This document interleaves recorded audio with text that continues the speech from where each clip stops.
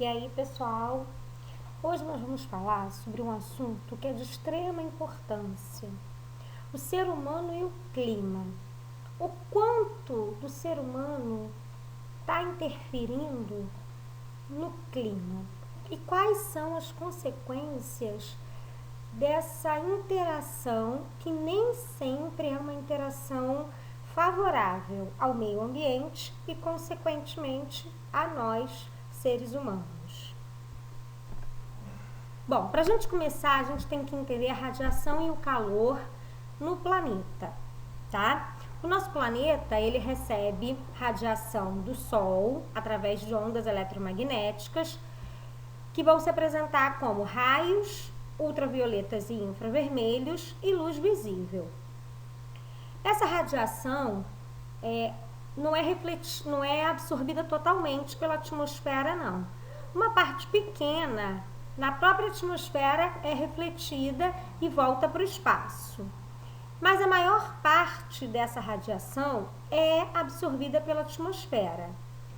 Dessa parte que é absorvida pela atmosfera, uma parte fica nas nuvens e o resto vem para os continentes e para os oceanos. Quando ela chega aos continentes e aos oceanos, ela é convertida em raios infravermelhos, ou seja, os raios ultravioletas e a luz visível que vem do Sol são transformados em raios infravermelhos, ok? Esses raios vão gerar calor e aumentar a temperatura da superfície. Só que isso acontece no processo natural e é isso que mantém a vida na Terra. Nós temos o privilégio de ter calor e radiação que nos garante a vida aqui na Terra, tá? Isso naturalmente. O problema é quando o homem interfere nisso. Quando ela é refletida, quando ela chega aqui na superfície, é transformada em infravermelha, ela é refletida para voltar ao espaço. Só que aí tem o problema. Alguns gases que estão na atmosfera absorvem essa radiação e não deixa voltar para o espaço. E aí é que tem o problema, porque o que acontece? Quando ela é absorvida, o calor continua aqui dentro. É o que a gente conhece como efeito estufa, ou seja, os raios infravermelhos que deveriam voltar para o espaço, que deveriam sair da atmosfera, não voltam. Eles ficam presos dentro da atmosfera porque esses gases que estão na atmosfera os absorvem. Não são todos os gases que estão na atmosfera não, tá, gente? Lembrando aqui que a atmosfera ela tem, na grande quantidade, a maior parte, o gás nitrogênio e o gás oxigênio. Esses gases não são responsáveis por essa absorção. Nitrogênio e oxigênio não absorvem. Vão ser outros gases que vão estar ali em menor parte, que são esses gases que absorvem os raios infravermelhos, mantendo a Terra mais quente. Olha como a natureza é sábia. Esses gases estão em menor parte na atmosfera. Então, eles retêm o suficiente para manter a Terra aquecida, porque se não houvesse esse aquecimento natural, essa retenção natural, nós teríamos dias muito quentes e noites congelantes, porque não ia reter calor. Nós íamos perder muito calor à noite. Não ia ter condições de sobrevivência. Só que o homem, novamente o homem ser humano, tá, gente? Não é homem gênero. O ser humano, ele interferindo nessa emissão de gases, ele emitindo gases além do natural na atmosfera, a quantidade de gases que absorvem esses raios é muito maior. E, consequentemente, o efeito, o calor que deveria ser de uma quantidade acaba sendo também maior, o que traz várias consequências para a gente, tá? Vamos conhecer agora quais são esses gases e como eles são liberados, emitidos na atmosfera, tanto de forma natural quanto pela ação do homem. Vapor d'água. Vapor d'água, ele está na atmosfera normalmente, porque a água evapora através do calor. Águas de rios, de lagos, qualquer corpo de água é evaporado e liberado na atmosfera normalmente. Além da evaporação, as plantas também transpiram, liberando água na atmosfera em forma de vapor. Os seres vivos também transpiram, também liberam vapor de água e através das erupções vulcânicas. Só que não acontece erupção vulcânica o tempo todo no planeta, né? Existem momentos. Bom, o problema é que o vapor d'água é o tipo de gás que mais absorve os raios infravermelhos. E olha que perigo, gente. Se a temperatura da Terra está aumentando, porque há uma maior emissão desses gases, maior retenção dos raios infravermelhos que retém calor, consequentemente eu vou estar produzindo mais vapor de água, porque eu vou estar esquentando mais essas águas, aquecendo mais essas águas, fazendo com que elas passem para o estado gasoso. Então é um ciclo que não é muito bom para a gente. É uma consequência que vai ficando cada vez mais grave. Outro gás é o dióxido de carbono, que é o CO2, que é o conhecido gás carbônico. Ele é o segundo gás que mais retém raios infravermelhos, então ele também retém uma quantidade bem significante. E como ele é liberado? Ele é o mais abundante na atmosfera dos gases do efeito estufa, tá? De todos os gases que eu vou falar para vocês, ele é o que mais tem na atmosfera, mas ele é o segundo que retém. Primeiro vem o vapor d'água. Bom, ele é liberado naturalmente através das nossas respirações.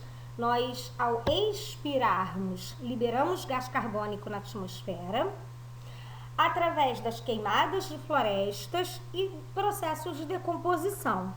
Só que olha que legal, as plantas retiram gás carbônico da atmosfera.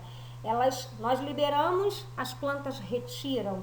Então, olha que coisa importante, mais um motivo para a gente preservar as nossas matas, as nossas árvores no quintal, o nosso gramadinho, qualquer porção de planta. E claro que a gente também tem o fitoplâncton, que está lá nos oceanos, que são bem responsáveis também pela absorção desse dióxido de carbono, porque nós temos muito mais água do que terra, né? Só que, quando a gente destrói as florestas, quando a gente polui os oceanos, nós diminuímos a quantidade de seres responsáveis pela absorção desse gás. Então, a gente passa a ter uma balança desequilibrada. Começa a liberar muito gás e quem limpa esse gás começa a diminuir. Então, tem mais gente emitindo e menos gente absorvendo. E aí, o que acontece? Danos novamente ao nosso planeta. Então, além do desmatamento, nós temos, através do homem, extração, produção e consumo dos combustíveis fósseis, os incêndios não naturais e o desmatamento. Metano é um gás que é liberado naturalmente na decomposição de matéria orgânica, na digestão de animais ruminantes, tá? Tipo gado, e reações em áreas de pântano. Naturalmente tem a liberação desse gás. Além dele ser liberado assim, o homem ainda o produz na decomposição de resíduos e de esgoto, cultivando essas áreas inundadas, na mineração, na queima de biomassa, ou seja, florestas, por exemplo, e inundação de matas. O óxido nitroso, ele é produzido naturalmente pelo ciclo do nitrogênio, tá? Na nitrificação. E pelo homem, novamente, os processos vão se repetir, tá, gente? O que a gente tem que entender? Esses gases produzidos naturalmente, eles estão em equilíbrio, não traz muitos danos à natureza. ao clima, ao ambiente. O problema é quando o homem, além de produzir naturalmente, o homem produz também. E na maioria das vezes, de uma maneira excessiva, sem um controle, e sempre os processos vão se repetir. Vai ser tratamento de dejetos de animal, queima de combustíveis fósseis, processos industriais, desmatamento, ou seja, os processos eles se repetem. Então, é muito grave porque um processo só libera vários desses gases que causam efeito estufa. Então, assim, eles vão acumulando esses gases na atmosfera que vão acumulando raios infravermelhos na superfície do planeta. O ozônio ele é encontrado naturalmente na atmosfera, tá? Na estratosfera especificamente, a segunda camada. Ele vai funcionar como um filtro, ele é super benéfico, ele vai filtrar as radiações ultravioletas. Mas na troposfera, que é na primeira camada, ele é nocivo, por quê? Porque ele vai absorver esses raios infravermelhos, causando estufa, o efeito estufa. É formado pela combustão de combustíveis fósseis, incêndios florestais e usos indeterminados de solventes. Os CF6, que são os clorofluorcarbonetos, eles são usados em refrigeradores, geladeira, ar-condicionado e também estão presentes em aerossóis e na produção de espuma. O ruim dos CF6 é que eles vão reagir com ozônio e aí fazem o quê? Um buraco na camada de ozônio. Lembrando que eles servem para filtrar a camada de ozônio. Então você perde esse filtro dos ultravioletas. Os carbonetos, foram substituídos pelos HF6, que são hidrogênios fluorcarbonetos, que não reagem com a camada de ozônio, porém também retém radiação infravermelha. Então, ele atenua o processo da camada de ozônio, mas não resolve a retenção da radiação infravermelha, ou seja, ele continua absorvendo calor. As mudanças, o efeito estufa, ele está causando mudanças climáticas no mundo inteiro. Por quê? Porque aumenta a temperatura média do planeta, então ele altera várias coisas naturais no planeta. Por exemplo, derrete geleiras, aumenta o nível dos oceanos, trazem prejuízo àquela vida que fica ali na costa, eles deixam os oceanos mais ácidos, tornam desequilíbrios, causam desequilíbrios no clima, por exemplo, chuvas mais fortes, furacões, tornados mais extremos, mais violentos. Eles causam eventos naturais mais extremos. Então a gente vai ter mais tempestades, mais furacões e cada vez mais fortes, tá? E consequentemente vão trazer danos ao ecossistema. Existem várias ações que estão tentando amenizar essa emissão dos gases. E quais são essas ações? Primeiro, estipular metas para emitir menos gases causadores do efeito estufa. E aí tem aqueles acordos internacionais onde aqueles países, aquelas nações se comprometem a emitir menos gases. Por exemplo, o Tratado de Quioto, Acordo de Paris. Também pode-se desenvolver tecnologias que emitam menos desses gases, fiscalizar essas indústrias e fábricas, obviamente diminuir o desmatamento e descartar corretamente e tratar o lixo, que também é muito importante. Nós, como seres, nós temos que pensar que somos responsáveis também. O que nós podemos fazer para emitir menos esses gases?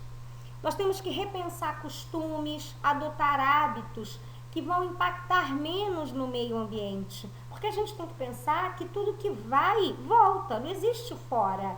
Nós estamos dentro do mesmo planeta. Então, o que eu estou fazendo aqui vai refletir em outro, no Japão, vai refletir em vários lugares, porque nós somos um único planeta. Então, eu posso cuidar do meu lixo? Posso. Eu posso reciclar eu posso consumir menos, eu posso dar prioridade a empresas que se preocupam com o meio ambiente? Posso. Ah, mas eu sozinha não resolvo. Resolvo porque eu sou uma no meio de 1 bilhão. Se cada um desse bilhão fizer alguma coisa, já há uma redução enorme. Então, nós temos que pensar a respeito, tá? Eu quero que vocês pensem e tragam na próxima aula ideias para a gente debater o assunto. Ótima semana, bom estudo para todos. Um beijão.